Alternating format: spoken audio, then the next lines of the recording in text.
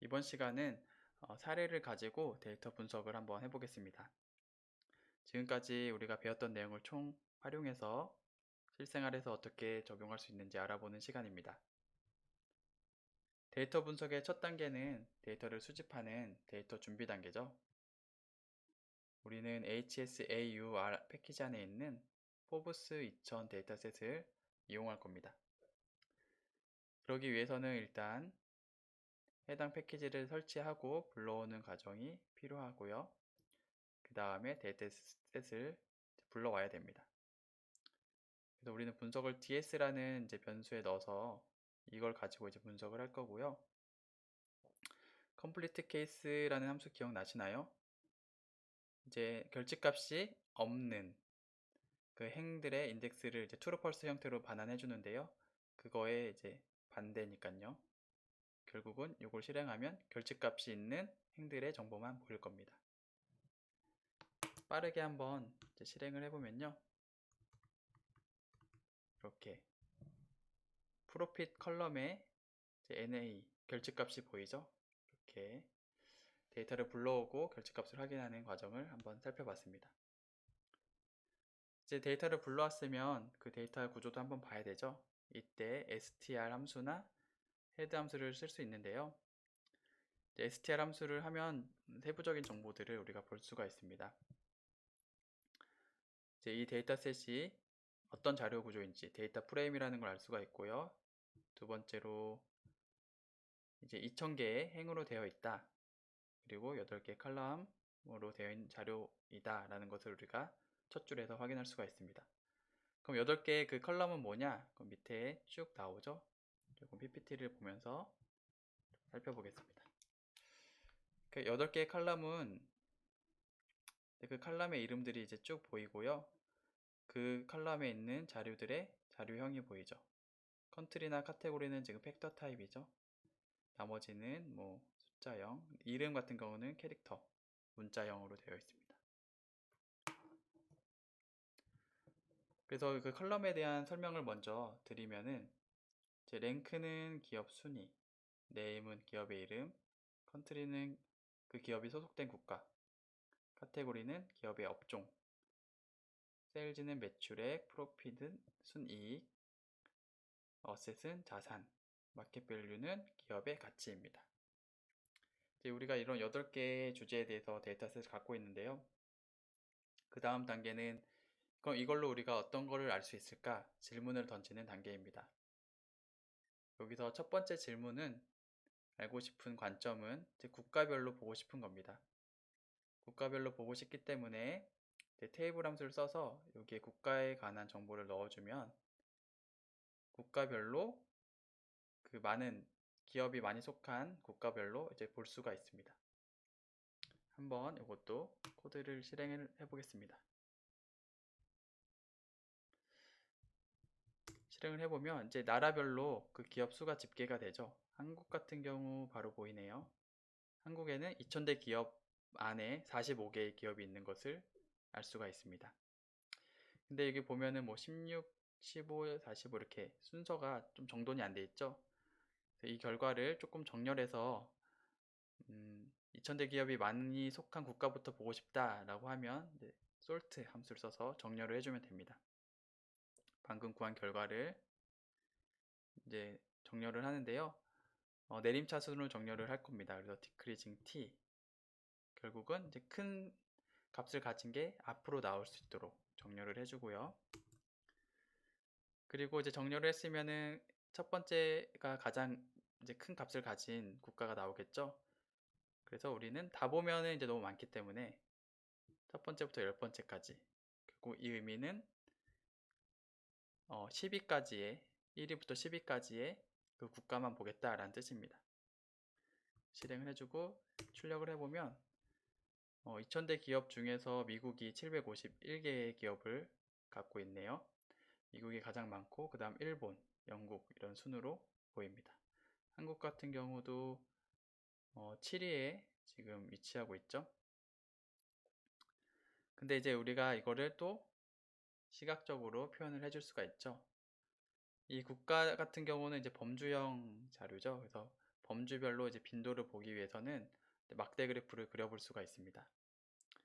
막대 그래프를 그리기 전에 요 앞에 파 함수를 통해서 마진 영역을 지정해 준 거고요.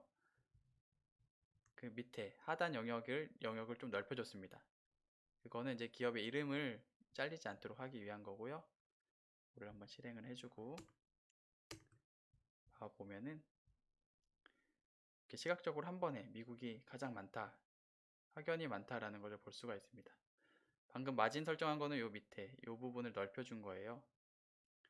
그래서 요거를 이제 다시 좁히기 위해서는 그래프를 그린 다음에 원래 있던 값으로 바꿔줘야 되겠죠. 그래서 다시 줄이면 그 다음부터는 다시 원래 영역으로 돌아가게 됩니다. 두 번째는 이제 국가별로 관심을 두는 게 아니고 업종별로 살펴보는 겁니다. 보면은 앞에서 했던 거랑 여기 데이터만 달라져요. 처음에는 여기 컨트리였는데 여기는 이제 카테고리, 업종에 대한 정보로 바뀌고요. 과정은 똑같습니다. 상위 10개의 업종만 뽑고 그거를 바플러스로 그려보는, 이거는 실행만 한번 빠르게 해보겠습니다.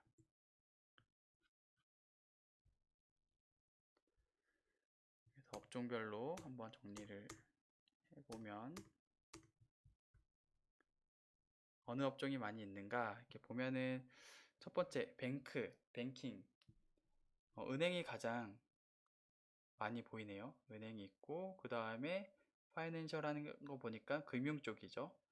인슈어런스도 이제 보험, 결국은 이제 금융 자산 이런 쪽 기업들이 가장 많이 있다라는 것을 우리가 알 수가 있습니다. 이렇게 업종별로 이제 살펴봤는데 여기서 한 단계 더 들어가서 그러면은 이제 상위 10개의 업종의 자산 분포는 어떻게 될까? 이걸 또 질문을 던질 수가 있겠죠. 그러면은 상위 10개의 업종을 먼저 살펴봐야겠죠. 그 데이터에서 상위 10개의 업종만 뽑아낼 때 우리가 사용하는 연산자는 요 인 연산자를 쓰면 됩니다. 오퍼레이트 그 퍼센트를 양쪽에 주고 이제 인이라고 쓰면 되는데요. 이 의미는 뭐냐면 이제 뒤에 있는 값이 속한 데이터만 추려라 라는 뜻입니다. 여기 보면 네임즈 하면은 이름만 뽑는 거죠. 그러니까 탑 카테고리의 탑 10에 속한 이름, 결국은 뱅킹, 방금 구한 뭐 이런 10개의 업종만 앞에 데이터셋, 카테고리 셋과 비교해서 일치하면 true, 그게 없으면 false 이렇게 나오는데 한번 해볼게요. 그래서 true인 것만 이제 요 DS 데이터셋에 다시 행 위치에 넣어주면 결국 true인 것만 뽑히기 때문에 탑 10에 속하는 업종만 우리가 뽑을 수가 있습니다. 실행을 해보고요. TMP 보면 여기 업종 정보 여기 앞에 업종 정보인데 여기에 10개에 속하는 그 업종만 선택된 거를 우리가 확인할 수가 있습니다. 근데 한 가지 문제는 이제 요 카테고리가 아까 팩터 타입이었는데 레벨즈를 치면은 그 범주에 대한 정보가 나오잖아요. 근데 우리는 지금 10개만 추렸는데 이 범주 정보는 계속 27개 그대로 유지가 되고 있습니다. 팩터 타입 같은 경우는 다시 그래서 재정의를 해줘야 되는데요. 그러기 위해서 다시 팩터라고 쓰고 우리가 방금 구한 TMP 데이터 셋에서 카테고리를 다시 뽑아서 실행해 줍니다. 이렇게 해주면 다시 이제 10개 우리가 뽑은 그 카테고리만 가진 범주 정보를 이제 갖게 할 수가 있습니다. 다시 한번 업데이트를 해주는 거예요. 우리가 10개를 추렸기 때문에. 그래서 이제 우리가 알아보고 싶었던 게 그 업종별로 자산, 어셋을 보고 싶은 거여서 그럴 경우에는 이제 우리가 물결을 중심으로 그룹 정보는 뒤쪽에 표현하고 싶은 정보는 앞쪽에 이제 했었죠. 그래서 어셋을 앞에 컬럼명을 넣어주고요. 카테고리를 이제 물결 뒤에 넣어주고 TMP 데이터를 사용해서 그 박스 플랫을 그리는 겁니다. 박스 플랫이죠. 그래서 이제 실행을 해보면요. 이것도 이제 그 그래프 영역을 지정하는 거고, 마진을 그리면 지금 보시는 것 같은 박스 플랫을 업종별로 확인할 수가 있습니다. 특징을 조금 보면은 이제 뱅킹 같은 경우는 중앙값이 여기인데 상위 75%에 해당되는 값이랑 25% 해당하는 1분위랑 3분위 요 범위가 꽤 넓죠. 그러니까 편차가 아주 크다라는 것을 알 수가 있습니다. 최대값 같은 경우도 지금 보이지 않을 정도로 위에 있는데요. 이렇게 뱅킹은 자산 규모가 되게 작은 기업과 큰 기업의 편차가 크다라는 것을 보여주고요. 보험도 마찬가지네요. 보험도 그렇고. 이렇게 보면은 업종별로 자산 규모가 편차가 작은 쪽, 뭐 큰 쪽 분포에 대한 전반적인 정보를 살펴볼 수가 있습니다.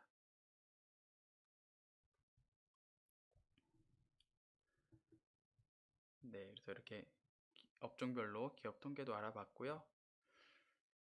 이번에는 이제 기업 가치가 상위 10대인 기업 가치를 이제 기준으로 정렬을 그럼 해야겠죠. 이거는 한번 직접 설명을 드리겠습니다. 기업 가치를 기준으로 정렬을 할 때 어떻게 하느냐? 일단 오더라는 함수를 쓸 거고요. 오더는 뭐였죠? 값을 정렬한 다음에 그 정렬한 값을 반환해 주는 게 아니고 값이 갖고 있던 인덱스를 반환해 주는 거죠. 마켓 밸류라는 데이터를 정렬할 건데, 내림차 순으로 큰 값에서 낮은 값으로 이렇게 정렬을 해라. 그리고 인덱스를 이제 반환해 주면 그 인덱스를 DS의 행 정보를 다시 넣어주면 결국은 우리가 솔팅된,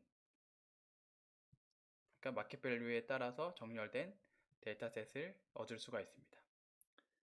그렇게 이제 TMP 셋을 얻었는데, 거기에서 첫 번째 행부터 10번째 행까지만 선택을 한 거기 때문에 결국은 결과적으로 보면 마켓 밸류가 1위인 것부터 10위인 것까지 이렇게 선택이 된 거고요. 뒷부분은 컬럼을 선택하는 거죠. 모든 컬럼을 다 보고 싶은 건 아니고 이제 이렇게 네임과 컨트리, 그 다음에 업종, 그 다음에 기업의 자산을 보고 싶다, 이렇게 해서 4개의 컬럼만 뽑은 겁니다. 상위 10대 기업의 4개의 컬럼 정보만 추출하는 부분입니다. 이건 따로 실행해 보진 않겠습니다. 그 다음 이제 한국 기업 정보만 보고 싶을 수도 있잖아요. 그럴 때는 우리가 서브셋이라는 함수를 쓸 수가 있습니다. 그러니까 필터링 하는 거죠. 특정 정보만. 서브셋 함수는 기억나시나요? 일단 데이터를 넣어주고요. 이 데이터 안에 있는 이제 컬럼들 중에서 컨트리라는 컬럼 정보를 이용할 건데, 그 값이 사우스 코리아랑 같은 거를 추출해줘, 이런 뜻입니다.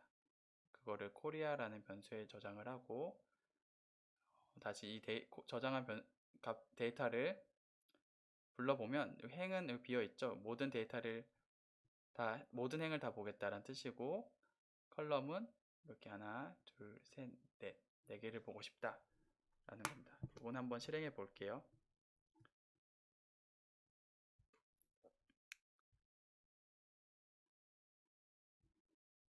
서브셋을 통해서 한국의 기업만 추출을 했고요. 한번 출력을 해보면, 여기 보면은 한국 기업 중에 가장 이제 상위 랭크에 있는 게 삼성이네요. 삼성이고, 그 다음에 한전, 뭐 이렇게 나옵니다. 그래서 한국 기업들 간에만 비교를 하고 싶을 때는 이제 서브셋 함수를 이용할 수가 있고요. 그 외에도 이제 우리가 뭐 변수 간의 상관관계, 뭐 기업 가치와 뭐 다른 어떤 컬럼의 상관관계를 보고 싶을 때 쓸 수 있던 게, 변수 간의 관계는 이제 correlation 함수를 통해서 상관관계 개수를 구할 수가 있었죠. 플러스로 그리면은 이제 우리가 산점도를 이제 그 변수 간을 쌍이 이루어진 어떤 격자 모양의 이렇게 변수명이 여기 있을 거고요. 여기 이제 산점도들이 있는 그림들을 이렇게 플롯 함수를 통해서 그릴 수가 있죠. 그래서 한번 이것도 마지막으로 실행해 보겠습니다.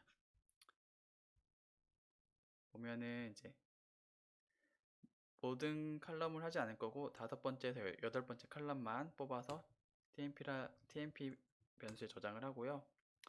여기에 결집값이 아까 맨 처음 할 때 있었죠. 그래서 결집값을 제거하기 위해서 complete case 함수를 썼고요. 결집값을 제거한 후에 이제 요거를 플러스로 그려보면 아까 설명드렸던 것처럼 이제 산점도가 보이시죠?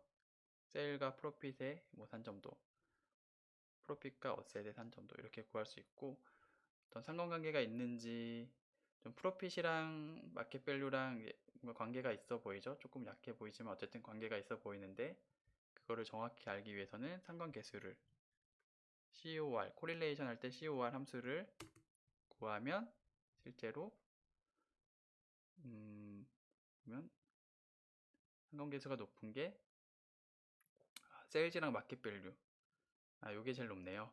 세일즈랑 마켓 밸류가 0.64로 높은 상관관계를 0.5 이상인 상관관계를 갖고 있는 걸 볼 수가 있습니다. 아주 높진 않지만 그 중에서 가장 이제 상관관계가 있었던 거죠. 이렇게 우리가 이제 실제로 공개된 데이터를 가지고 한번 쭉 러프하지만은 분석을 해봤습니다. 이렇게 좀 빨리 진행했지만은 다시 한번 차근차근 코드를 이제 실행해보고 복습을 해보시면은 조금 더 이해가 잘 되실 겁니다. 오늘도 한 걸음 수고하셨습니다.